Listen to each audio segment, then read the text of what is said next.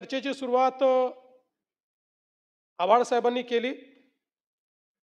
आणि प्रवीण गायकवाड यांच्या प्रकरणापासून state sponsored terrorism आहे अशा प्रकारचं त्यांनी सांगितलं.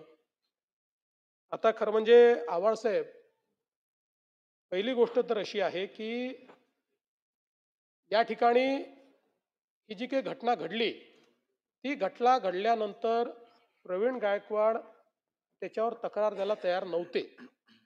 पोलिसांनी स्वतः पुढाकार घेऊन ही तक्रार नोंदवली, त्याच्यावर कारवाई केली.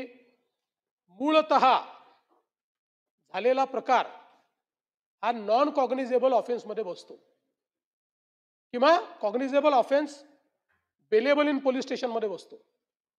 तथापि याचं गांभीर्य लक्षात घेऊन त्याच्यामध्ये कडक सूचना दिल्या, कडक कारवाई केली आणि जे काही आरोपी होते त्या आरोपींना त्या ठिकाणी अटक केली. आता या आरोपींनी कधीतरी भाजपमध्ये प्रवेश केला होता.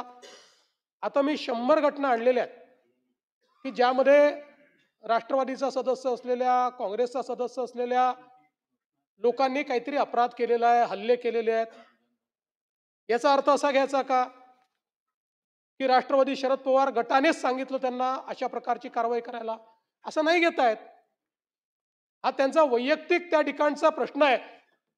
त्यांनी त्यांना सांगितलं की तुम्ही आता इतके वर्ष ती संभाजी ब्रिगेड चालते, आता हे नवीनच एक चालू झालेलं आहे, आता संभाजी ब्रिगेड चालते. तर यांचं म्हणणं आहे संभाजी ब्रिगेड का म्हणता, छत्रपती संभाजी ब्रिगेड का म्हणत नाही? आता ह्या गोष्टी मला असं वाटतं की कुठेतरी आपल्याला लक्षात घ्याव्या लागतील. हे जे काही चाललंय, आपली मनं जी संकुचित व्हायला लागली आहेत याचाही विचार करावा लागेल. पण मी आपल्याला सांगतो, आम्ही देखील या घटनेचा निषेध केला. आम्हीही या हल्ल्याचा निषेधच केलेला आहे आणि याच्यामध्ये स्टेट स्पॉन्सर्ड टेररिझम वगैरे असं म्हणून याला कुठला तरी वेगळा रंग द्यायचा किंवा याला काहीतरी राज्य स्तरावर झालेला आहे अशा प्रकारे करण्याचा जो तुमचा प्रयत्न आहे तो चुकीचा आहे.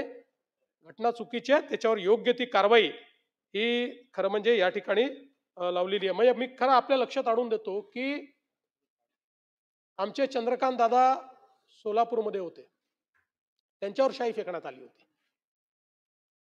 आणि त्यावेळेसही मागणी केली मकोकाला. चंद्रकांत दादांनी सांगितलं मला याच्यामध्ये तक्रार देखील द्यायची नाही. ठीक आहे, त्यावेळेस मग जी काही कारवाई यांच्यावर आली तेवढीच कारवाई त्यावेळेस झाली. आता चंद्रकांत दादा काही लहान माणूस नाहीच आहे ना, त्याच्यामुळे मला असं वाटतं की कुठल्याही परिस्थितीमध्ये अशा प्रकारे याला स्टेट स्पॉन्सर्ड टेररिझम वगैरे म्हणणं हे काही योग्य नाही आहे. आता खरं म्हणजे एक गोष्ट कालपासनं या सभागृहात होते आहे ती म्हणजे हनी ट्रॅप. कोणचा हनी ट्रॅप यांनी आणला मला समजतच नाही.